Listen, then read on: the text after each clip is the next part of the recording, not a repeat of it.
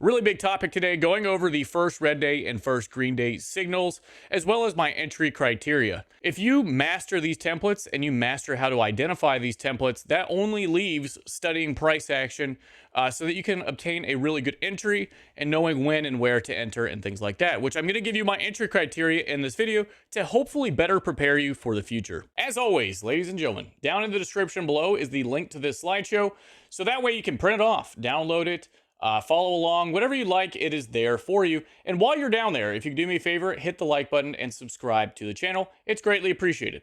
Let's get into the signal days and, what is a signal day? What does it mean? How to identify it? And then how to actually use the information once it's there, once it's presented, to make it into a functional way of trading. All right, so what is a signal day? It's a day that indicates that this could be a pair or an instrument that we're looking to trade the next day. We're basically looking at the past 2 to 3 days in hindsight so that we know, or we can narrow down certain pairs into some kind of watch list that you can watch the next day to see which one of those is going to play out, or if any of them are going to play out, or if it's a no trade kind of day. It's a type of day that indicates a setup is more likely to form on this instrument. Does that mean that it absolutely has to? No, of course not. But it's just an indication that I should be watching that pair. Let's say that I'm going through my basket of instruments and I see that the NASDAQ has a first red day. It's set up really well for the next day. And then I come in the next day and it started making lower lows, lower highs. Hey, this is really good. I should watch this pair and see if this is the one that I want to enter in on around 9:30 or 10 o'clock Eastern time. So the different types of signal days. All right, these signal days are kind of directly correlated with the daily chart. If I was to look at the daily chart, you would notice that there's inside bars, outside bars, 3 days of the market breaking out of the previous bar and closing either high or low. What this is doing, the 3 days of breakouts, it's triggering in either long traders or short traders at the extremes, forcing them to buy up high or sell down low. And eventually the market is going to try and squeeze those people out. And usually it does that very fast and very aggressively, which is why this is a signal. And then, of course, what we're talking about today is the first red and the first green day, which we're going to get into right now. Now, I could shout this from the rooftops 100 times, and some of you will probably understand, some of you probably won't, and that's okay. But the market only does 3 things, all right? Something that I learned from Stacey Burke, the different types of market conditions. There's tons of people out there that have put out content about this. Al Brooks has multiple books about the different conditions of the market, trading ranges, trends, and then, of course, reversals. So the market only does 3 things: breakout and trend, breakout and reverse, or stay inside of a trading range. And so what we're doing is we're looking for different types of templates that build over the course of 3 days that are fit in line with that idea. Either it's going to be a trend template or it's going to be a reversal template. That's all there is to it. Some characteristics of a first red and first green day. I'm going to try and slow down. Let's get into the specifics now. I've talked a lot of big, broad range things. Let's try and narrow it in a little bit more. So some characteristics of a first red or a first green day. It is built over the course of really 2 to 4 days, but really 3 to 4 days. Sometimes it'll happen on the 3rd day where you get the trade. Sometimes you're expecting the trade on that 3rd day and it doesn't eventuate, but that doesn't mean stop watching that pair. It just might be transferred over to the next day, which is fine. So I'm going to explain this as kind of like a math equation, but if math isn't your thing, don't worry. I'm not doing crazy algebra. All right. Day A is basically the first day. All right. B is the 2nd day, and then C would be the 3rd day. All right, but I like using this because the reason I like to put it in sort of like a math equation style is because A plus B equals C. If I don't have A, then B can't equal C. If I don't have B, then A can't equal C. It needs to be A plus B equals C. That's kind of like the equation. If we're missing part of the equation, then we're not going to get the appropriate C. All right, so what is A? A is a large range day typically. It's going to be a pump day or a dump day. A very large range pump or a very large range dump. It's basically taking the market from down low to up high, or from up high to down low very quickly. It doesn't even have to happen all in the same day. Day A could be formed over the course of maybe like 3 days of breakouts. Maybe it's intermingled in with some other sort of signal day where they've been pumping for multiple days or dumping for multiple days. But sometimes that multiple day dump or pump will be some kind of vertical move at the end, or some sort of like vertical capitulation at the end of that move.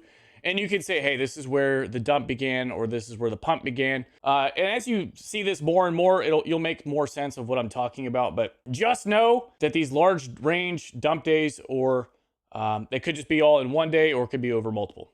Okay.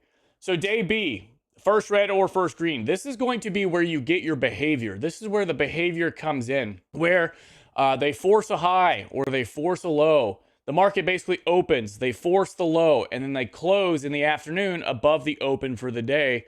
That would be a first green day.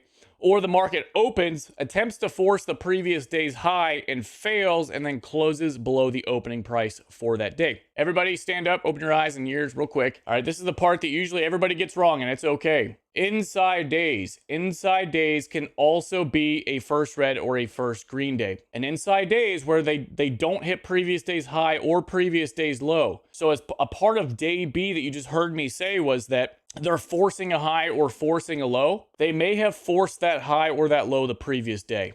Okay. And then maybe now we're failing today, or maybe something else is going on. All right. But you could have an inside day that is also a first red or a first green day. And I have examples, pictures in the next slide, or I think the next two slides. A and B is all in hindsight. We can look at A and B at the end of a day when the market's closed, it's not even trading anymore.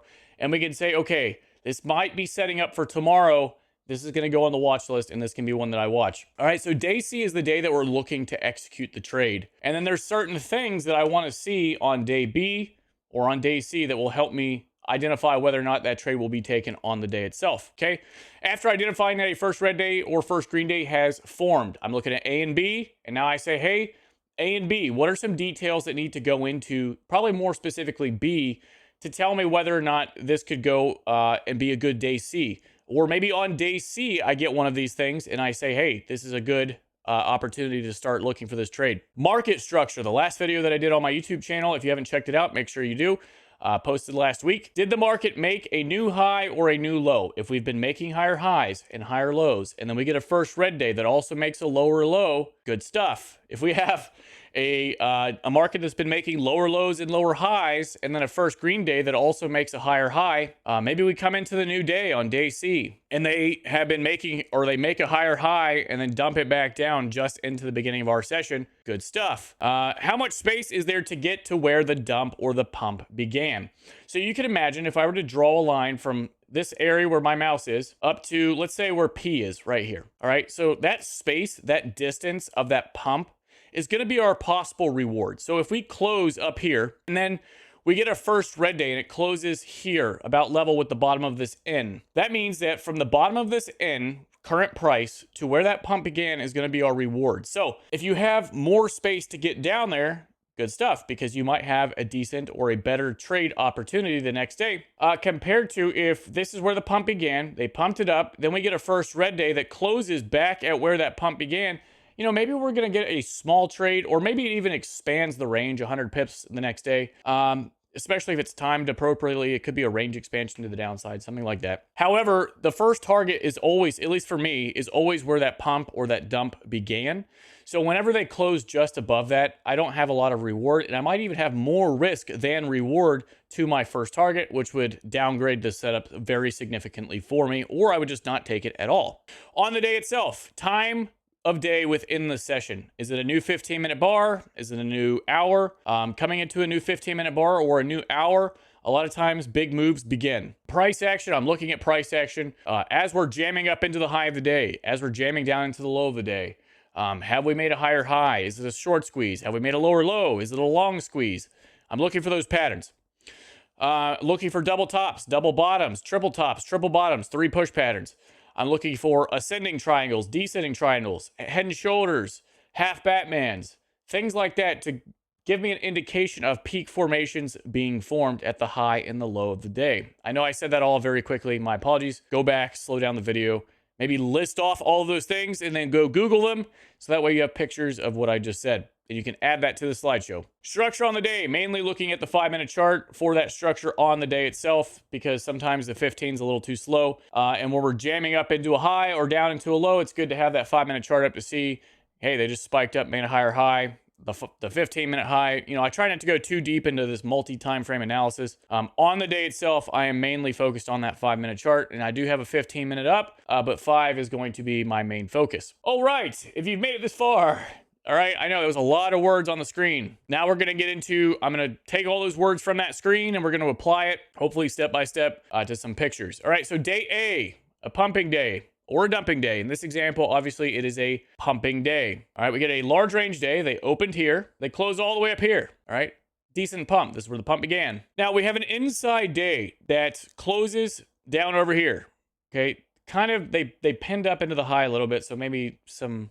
You know, maybe it's not an inside day, whatever. Day opens here. We close down here, first red day. Now, this could be a pump, a pullback for a pump. Does that happen on the next day? Let's find out. Obviously, it went vertical. Great. So in hindsight, we can see that. What could have led us to understand that this should be a trade setup on this day? Because there's a lot of detail and factors that went into deciding that this is going to be or could be a decent first red day. So on day B, when we get our first red day, which is also an inside day, did it make a lower low? We have a high here, a pullback, a higher high, a lower low, a lower high, and then on the day itself, you'll notice that they made another lower low. So on the day itself, when I'm going and looking to take this trade, I'm also going to be looking at structure on the day. This is a 5-minute chart, and I'm going to be looking at structure coming into the session. We're making lower lows. This is the beginning of what Stacey would call a pump and a dump. Lower low, that's the beginning of the pump and dump. Basically just a pullback. They pump it back up into the high. This is in the gap time.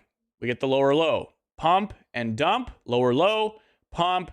Now we've gone into a channel, all right? Channels is one of the ways that I enter into the market. I look for long squeezes, I look for short squeezes, and I look for parabolic channels. Long squeeze and short squeeze can be put in their own category.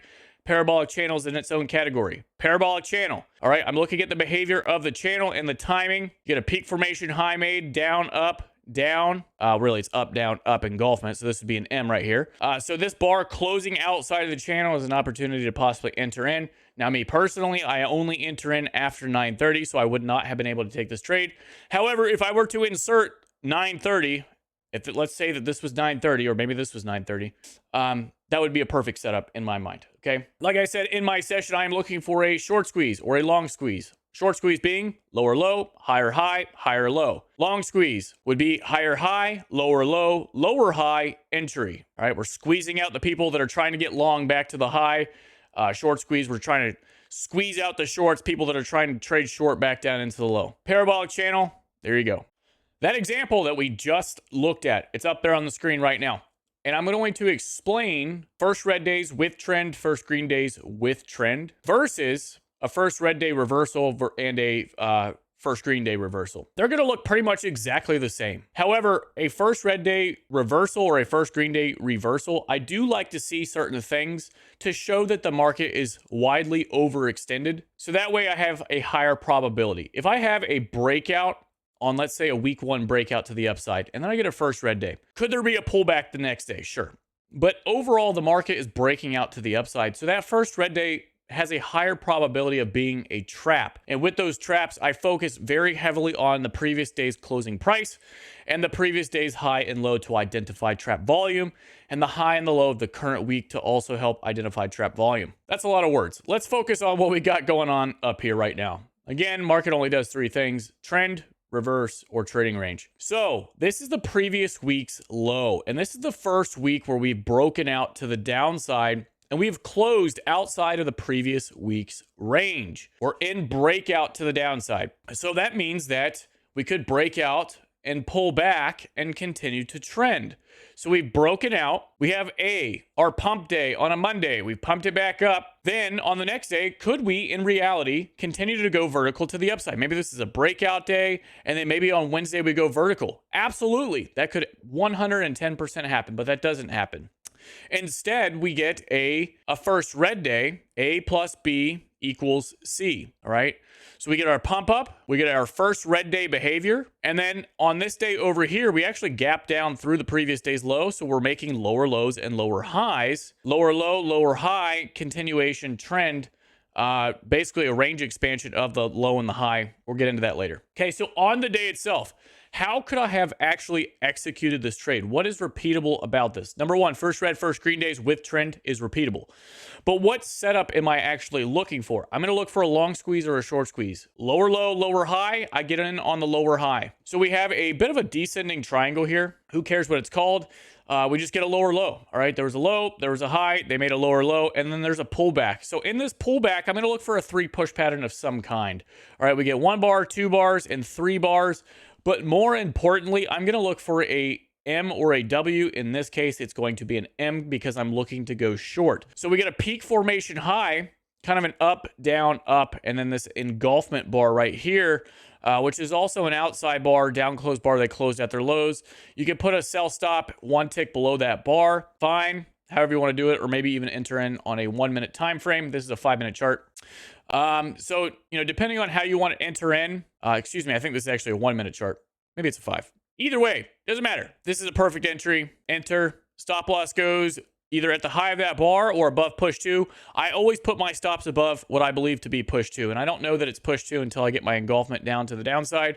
So this bar engulfing down to the downside, I would look at the pattern over here and say, hey, that's a pretty big push 1, pretty decent push 2, and a very weak push 3. I'm going to put my stop above this bar's high because that's where people could be trapped or caught. Imagine I went long. Imagine I went long. Imagine I went long. Best fill. They shouldn't come back once they've capitulated and fallen away. Okay, looking at expansions of a consolidation. We had a high, we had a low, we've broken out. Market only does 3 things: breakout, pullback, and trend, breakout, reverse. So in this case, we're breaking out and expanding a range, so you can target 1 or 2 full expansions of that range. And that's what I have listed up here. I use the bodies of the candles always, bodies to body. I never use the wicks. All right, this is a first green day with trend. You can imagine, all right, first red day, we had a breakout of previous week's low and close. Now we're going to look at a previous week's high having been broken. So we're in breakout to the upside. Now on day A, we had a market go from up high and be brought down low all in one day. So a wide range down close day was also a breakout to the downside, opening range breakout to the low. On Wednesday, we had a first green day. They forced the low of the week. Breakout, pullback, previous week's high. They attempted to force the low at the low of the current week, and they closed at their highs or above the open for the day. All right, that also made a higher high. Lower low, higher high, good stuff. So we've made a higher high on day B. I come into day C, seeing all this in hindsight, looking for a low of day or buy low opportunity. So on day C, looking for that buy low opportunity within my session. Here's the time, 9 o'clock.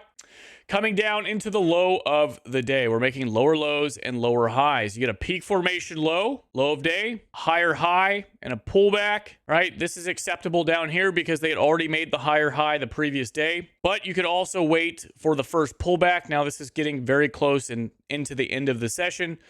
So I would have preferred to be getting in down here, but maybe I missed the higher high from the previous slide, right? For example, what I'm saying is this previous day made a higher high right here. So maybe I've missed that. Maybe I didn't notice that they did that.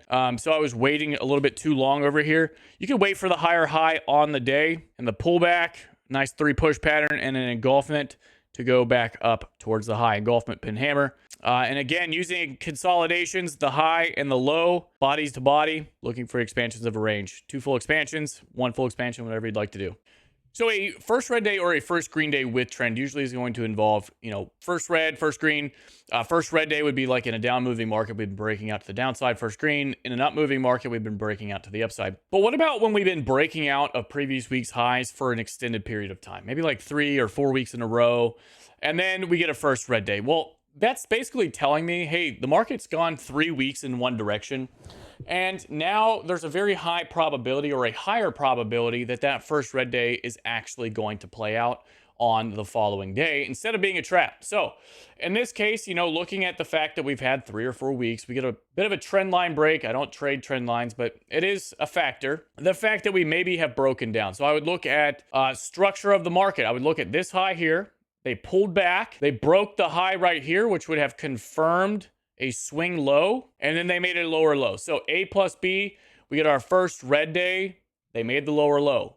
2 thumbs up. Good stuff. Large pumping day, a day that attempts to force the high and closes below the open. Made their highs in the morning, made their lows in the afternoon. And they closed. And then on the following day, we start making lower lows and lower highs. Now, I do think, full disclosure, that this is going to be a news day. And that's going to happen. Sometimes the news will ruin things. And you just have to look at it and say, hey, that was my trade. I'm not going to chase it. The market's not going to force me to do something. I'm not going to be forced to buy down low or sell up high. I would rather just wait for another example or another opportunity later down the road instead of getting chopped out of something silly. So let's just talk about as if this was not a news trade, okay? We're making lower lows and lower highs on the day itself. We've made this fresh, nice new lower low, and then we've pulled back in a bit of a 3 push pattern. 1, pause, 2, pause, 3, up, down, up. And then if this bar engulfed and closed lower than the little M that was created right here, that would be a good opportunity to get in. Even if they closed below the low, that would still be a decent opportunity to get in. They're letting the shorts out and they're punishing the longs. I'm going to put my stop above push 2 and then allow the trade to expand. I would put a range expansion tool or whatever it may be to find targets. If we have not hit previous day's low yet, or if we have not hit low of day, let's say we're going from high of day down to low of day or down to previous day's low, those can also be targets as well. And then sometimes on very strong moves, I'll even put a 25 to 50 pip expansion outside of the previous day's low. So that way the market will expand. That's the average stop hunt, 25 to 50 pips outside of a range. So that way it can expand outside of that range and hit possibly my 25 pip or 50 pip target outside. But usually I'm going to take stuff off and sequence, at the low of day, then at the previous day's low, and then looking for that expansion. This is my entry criteria though. If you look up here, you see break-in structure. Okay. Basically what I'm saying is if the market was going up and I want it to go down, I need to see it prove to me that it's now willing to go down, and that proof is the lower low. In this case, we're just making lower lows and lower highs, so that's already good. It's already in the market condition needed for me to take this trade. We get this lower low, 3 push pullback. So number 1, break in structure. We're making lower lows. Basically just market structure. That's number 1. Number 2, 3 pushes. I don't chase moves. I don't get in on the explosion down. I wait for them to break down and then pull back. And then on the pullback, now I'm allowed to look for an entry because I don't want to get stuck FOMOing in at the low. So that's step 2, wait for the 3 pushes. Step 3 is wait for a new peak formation to be formed. Those peak formations can come in the form of M's, W's, triple tops, triple bottoms, head and shoulders, inverse head and shoulders. They could be micro head and shoulders. They could be micro triple tops. They could be micro head or double tops, M's, W's. That peak formation could even come in the form of ascending or descending triangles. It really depends on how the day is looking. In this case, this is a micro double top, up, and then the engulfment to go down. This is an extended double top. This high is higher than this high, and then this low dumps down. So from that, we get the peak formation high and the engulfment. I know the news ruined it, but that's where I would enter with a stop above push 2 and targeting a range expansion of the consolidation or the low of the day or the previous day's low or a 25 to 50 pip expansion of the previous day's low, depending on how the day is moving. So in this video, we've gone over how to identify first red and first green days. What are their characteristics? What are some of the things that I want to see after I've identified that first red or first green day in order to trade it on the day? And then once we get to our trading day, we went over what is my entry criteria, and then how am I actually getting in and why. So do not let the amount of words coming out of my mouth or being up on the screen complicate this. Market only does 3 things. Finding the template is the most important thing. Everything else is just details. It's not about guessing direction. It is about the template does something. So I'm looking for the market to execute that template. And I'm not going to let everything else distract me from that. Did the trade I was looking for occur in another session? If I come to the screen in New York, but the trade looks like it already happened in Asia and London, they've already dumped it or they've already gone vertical, I might avoid that one because I'm not going to chase something that's already moved. Is it a trend trade or is it a reversal trade based off that first red or first green day? We've gone over first red, first green. Obviously, study price action for entries. Al Brooks is a really good source of this if you want to find really good entry models. If you don't like mine or you want to learn more, And then know where to place the stop and how to find appropriate targets using range expansions and levels. And then first red day, first green day in summary. Day A, large pump or a dump day. Day B could be an inside day, but essentially it's a day that forced the previous day's high or low and then reversed, closing either above or below the opening price for the day. And then on the day that I'm trading, structure, price action for entries. Ladies and gentlemen, I do hope this video has been useful to you. If it has, please don't forget to like the video. Maybe leave me a comment down below letting me know that you enjoyed the content, or maybe let me know that you didn't enjoy it. Either way, I hope you all have a great weekend, and I will see you in the next one.